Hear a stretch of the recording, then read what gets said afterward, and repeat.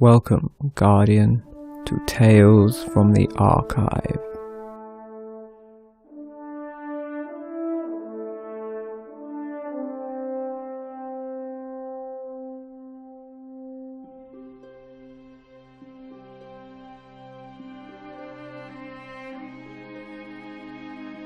This was our world, our solar system.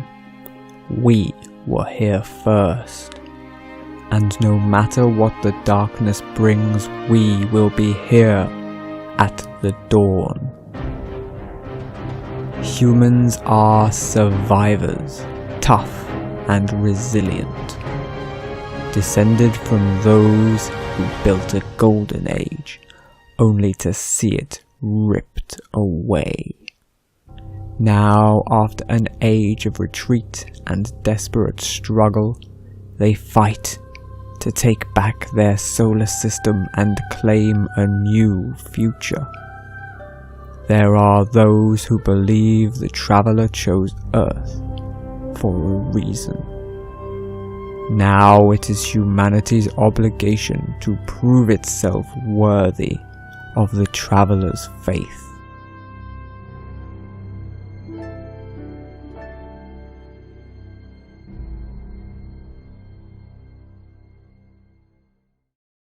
From the Diaries of Commander Jacob Hardy, Pilot, Ares 1. The mission is a go. Crew of 3. Mielova, Chow, myself. Immediate departure at the next home and window to Mars. The MREs and return ships will chase us out. How do I feel? I said at the press conference I felt privileged. Historians will read this diary, but it won't take their insight to tell the world that I'm terrified. It's the human reaction. What I wish I could convey is the exhilaration. That's the biggest thing. I am not a spiritual man, but I've always believed that there is something transcendent about spaceflight. Something pure. We go out there because we can, because it's who we are. Now we go because we have to, because the unknown came to us. In 14 months, we'll be face to face with it. And by the time we arrive, it should be active again, just like it was active on Jupiter, Mercury, and Venus. I wonder what happens if it doesn't stop at Mars. I wonder if it'll leave us there in the sand and come to Earth and do here what it's done everywhere else. I hate that we're carrying weapons. I understand the necessity, but I hold to my belief. There's something beautiful out there. It's up to us to reach it.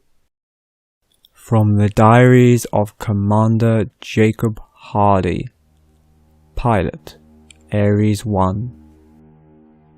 The truth is, I'm not much of a poet. Ares 1 didn't leave us with bandwidth for anything except blunt competence. We came in perilously hot, trying to select a landing site through the chaos of thickening atmosphere and turbulence that bloomed off the target. 20-minute round-trip lightspeed delay to Earth, and we could only count on ourselves. When the number 3 engine went diagnostic during the second course correction, I thought we might go catastrophic. But Chow brought us in. Mielova brought us in. I just flew the ship. The Ares 1 excursion vehicle was built for thin winds and icy dust. We came down into a storm, the breath of God, a ripple of change rolling down off the artifact. We aborted on 3 sites, and finally I took us into powered hover and brought us down on reflexes and instinct. Then we ran the checklists, suited up, and left the vehicle. There was a script, and it's true I botched it. I got my boots down and made the most famous gaffe in human history. Said the first thing that came to mind, a warning to the others. We're walking into a rising wind. I didn't mean to say anything immortal. I just thought it would be useful to know. From the Diaries of Commander Jacob Hardy, Pilot, Ares 1. The hike from Ares 1. You've watched it, everything was recorded. I think you can get it in full immersion now and fly around like a hummingbird. I'll add what I can. The route was planned, we all went together. The CV in Ares 1 itself had enough automation to go home alone in the event of crew loss. Whatever we'd find at the artifact, it needed the human element. We carried rifles. They made us heavier and slower and probably less safe. I think the argument about the rifles could be left for another time. What's important is it turned out well. Look at me. Look at us. You're talking to a 90-year-old man. A 90-year-old who's never been sharper. I'm miles ahead of every cognitive benchmark. What's happened to me is good. What's happened to all of us is good. When we crested that rise and made visual contact with the artifact, I don't think any one of us dared dream that it would end this well. We went to Mars at the cutting edge of human civilization. And it wasn't our weapons that won the day. It was our ship, our training, our camaraderie, our belief that if we just reached out to the universe, not to grasp for profit or security, but with an open hand, we would be elevated. We were right. That makes me so happy to this day. From the diaries of Commander Jacob Hardy, Pilot, Ares 1. 3 human beings stood on a high ridge and saw the shape of the future. Saw rain strike a millennia-old desert. Felt the air sweeten with oxygen and warm water and the beginnings of life. I'm sometimes asked if I felt something die, the end of the era of human self-sufficiency. I don't know how to answer that question. I do know that I was changed. Nobody could experience that kind of wonder and remain unchanged. The decades since have proven that to me. I knew I'd never fly another mission like that. I recognized the need for a new love. That's why I threw my fresh cognitive skills into understanding the Traveler. How can one entity so quickly and utterly remake an entire world?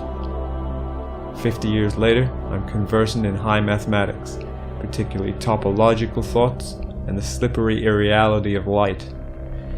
I'm involved in a project to study the Traveler's terraforming actions right now, but I still enjoy the interviews. I like going back to that mission.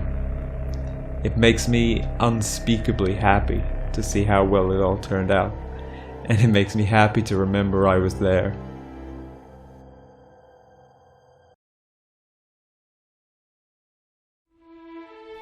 The others sing this song of light and dark. We together have transcended such unimaginative limitations. It is said that the Awoken were born in the collapse, descended from those who tried to flee its wrath. Something happened to them out on the edge of the deep black, and they were forever changed. Today, many Awoken live in the distant reef, aloof and mysterious, but others returned to Earth, where their descendants now fight for the city. Earthborn Awoken who venture out to the reef, hoping to learn its secrets, find no special welcome from the reclusive Queen.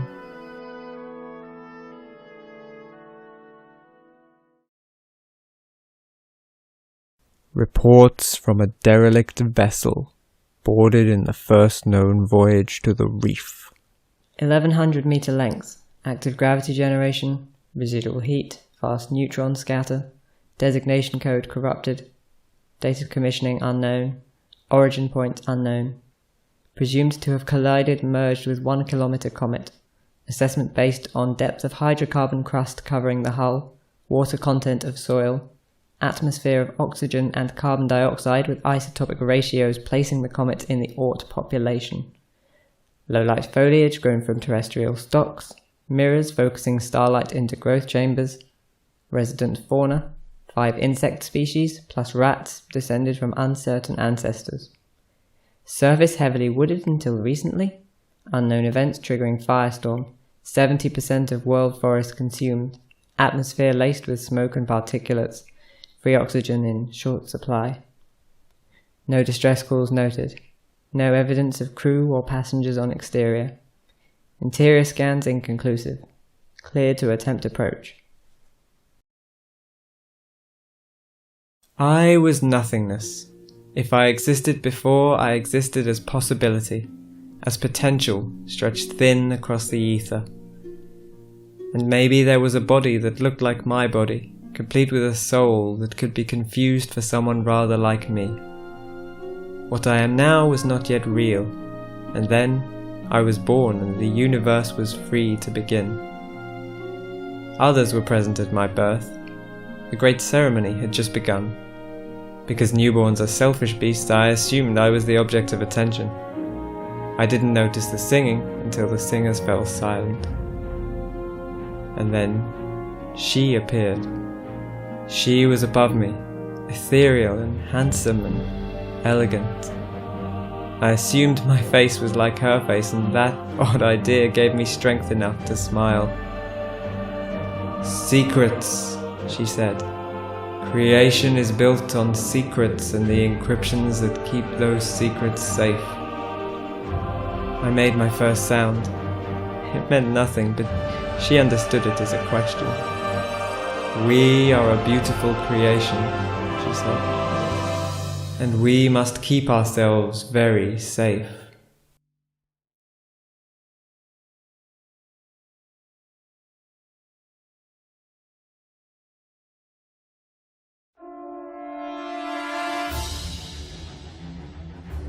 Ask yourself, what threatened your Golden Age ancestors so much that they constructed the EXOs to defend themselves? Built for a long-forgotten struggle, EXOs are self-aware war machines so advanced that nothing short of a ghost can understand their inner functions. They remain ciphers, even to themselves, their origins and purpose lost to time. Whoever built the EXOs fashioned them in humanity's image, gifting them with diversity of mind and body. Many of the city's EXO citizens live and work alongside their organic brethren, but others fight again, reforged in the light of the Traveler, to serve as guardians.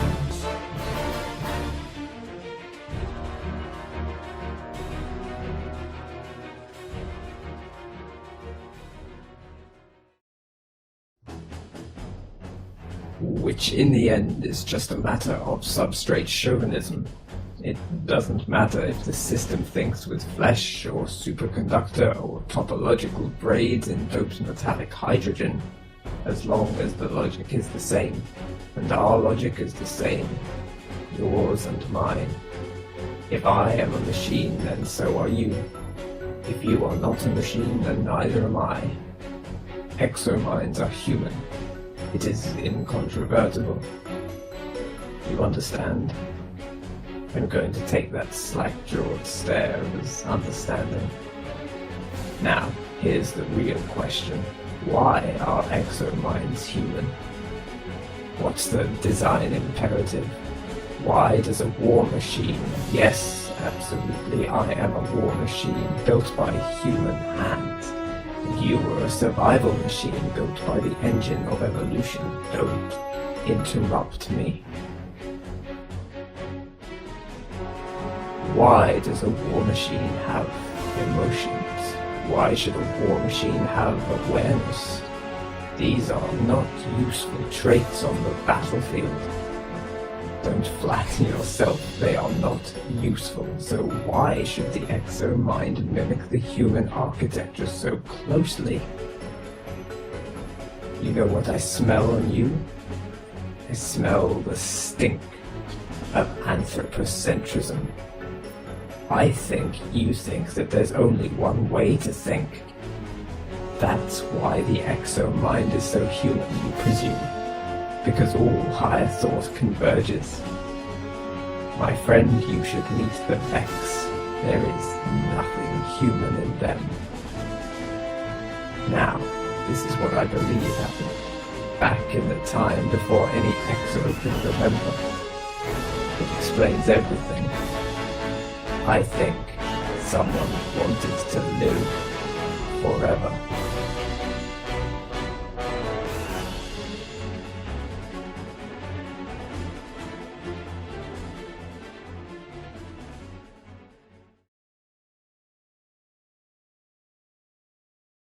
Hi, thanks for your interest. I'm recording this for posterity.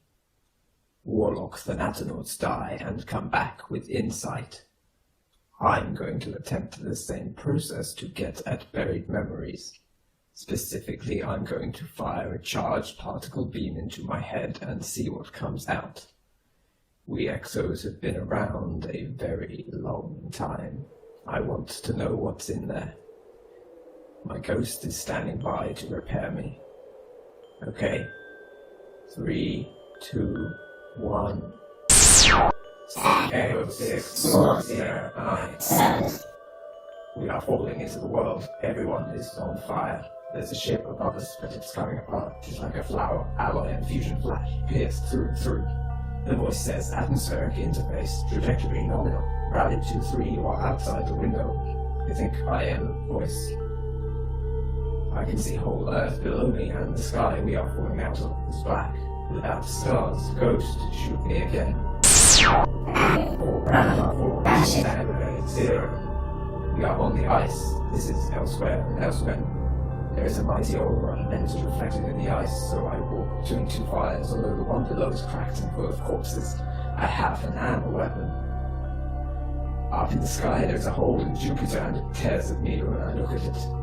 It tears at me, it is hungry. Maybe the hole is not in Jupiter, but in me. Crown Castle Candle. Cool. Ghost, bring me back. Sir, sulfur, and actual acid. Ghost, bring me back now.